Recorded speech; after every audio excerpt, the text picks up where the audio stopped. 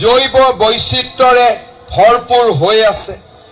এনে এক মহান সমষ্টিত আমাৰ অসমীয়া ভাষী, গোৰ্খা, আদিবাসী, কাৰ্বি, বড়ো, মিচিং, আমাৰ বঙালী ভাষী, হিন্দী ভাষী, হিন্দু, মুছলমান, খ্ৰীষ্টিয়ান সকলো লোকে বাস কৰে।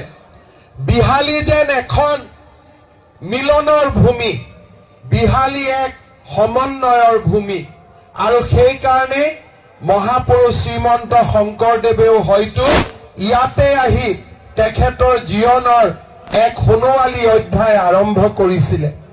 বিহালী সমষ্টিৰ ৰাইজক মই পুনৰ এবাৰ আমাৰ প্ৰতি দেখুওৱা মৰম আৰু আদৰৰ বাবে ধন্যবাদ আৰু কৃতজ্ঞতা জনাইছো। বিহালীৰ উপনিৰ্বাচন কেনেকৈ উপনিৰ্বাচন হল? আপোনালোকৰ মৰম আৰু আপোনালোকৰ আদৰৰ বাবে আমাৰ সকলোৰে শ্ৰদ্ধাৰ ৰঞ্জিত দত্ত ডাঙৰীয়া সাংসদ হল। প্ৰধানমন্ত্ৰী নৰেন্দ্ৰ মোদী তৃতীয়বাৰৰ বাবে ভাৰতৰ প্ৰধানমন্ত্ৰী হল।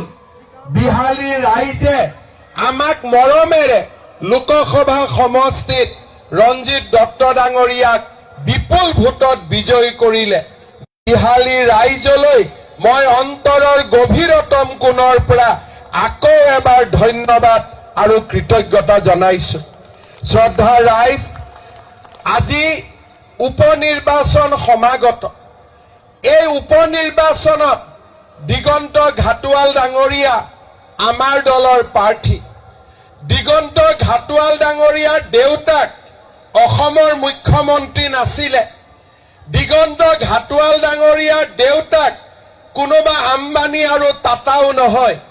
দিগন্ত ঘাটোৱাল বাগিচাৰ লাইনত জন্ম হৈ আপোনালোকৰ মাজত ডাঙৰ হোৱা এজন সহজ সৰল আৰু সাধাৰণ ঘৰৰ ব্যক্তি।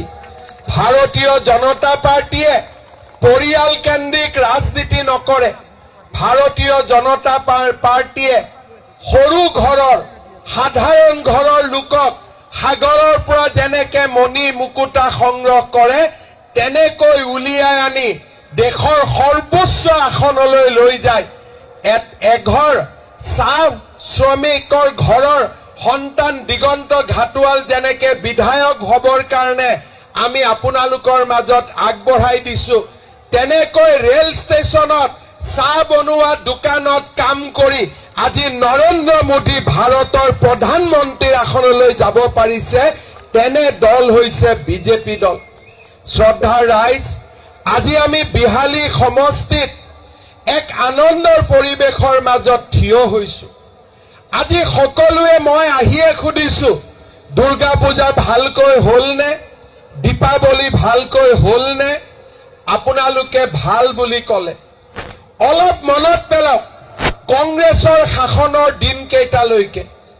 আপোনালোকৰ মনত থাকিব 4 অক্টোবৰ 2009 তাৰিখ ভীমাজুলিত উগ্ৰপন্থীয়ে আহি 10 জন লোকক তেওঁলোকে গুলীয়াই হত্যা কৰিছিল। কোন আছিল নিৰীহ লোকসকল? গোৰ্খা, আদিবাসী, অসমীয়া ভাষী লোকসকল। আপোনালোকে মনত পেলাওক 2014 চনৰ 23 ডিচেম্বৰ মাটিয়ালু বস্তি সীমানুগুৰি জিঞ্জিয়া পুলিচ থানাত 27 জন লোক 13টা শিশুক ইয়াত নিৰ্মমভাৱে হত্যা কৰা হৈছিল। জুংলা বস্তি বাতাসীপুৰ ঢেকিয়াজুলিত সেইদিনাখনেই 6 জন আদিবাসী ব্যক্তিক হত্যা কৰা হৈছিল। আৰু আমাৰ বিশ্বনাথ চাৰিআলিৰ সোণাজুলিত সেইদিনাখনেই 3 জন আদিবাসী ব্যক্তিক গুলীয়াই হত্যা কৰা হৈছিল। কংগ্ৰেছৰ দিনত সমগ্ৰ বিশ্বনাথ জিলা আছিলে আটাইতকৈ অশান্তিকৰ জিলা। গোৰ্খা লোকসকল, আদিবাসী লোকসকল, অসমীয়া ভাষী লোকসকলৰ তেজেৰে কংগ্ৰেছৰ দিনত ফাকুৱা খেলা হৈছিল। কিন্তু আপোনালোকে মনত পেলাওক, কংগ্ৰেছৰ 15 বছৰৰ শাসন আৰু নৰেন্দ্ৰ মোদী আমাৰ অসমত প্ৰধানমন্ত্ৰী ভাৰতৰ প্ৰধানমন্ত্ৰী হোৱাৰ পিছত এদিনৰ বাবেও কোনো আদিবাসী কোনো গোৰ্খা কোনো অসমীয়া ভাষী কোনো বঙালী ভাষী লোকৰ ওপৰত কোনো উগ্ৰপন্থী আজিলৈকে এবাৰৰ বাবে অত্যাচাৰ কৰিব পৰা নাই তাক আজি আমি গৌৰৱেৰে ক'ব পাৰো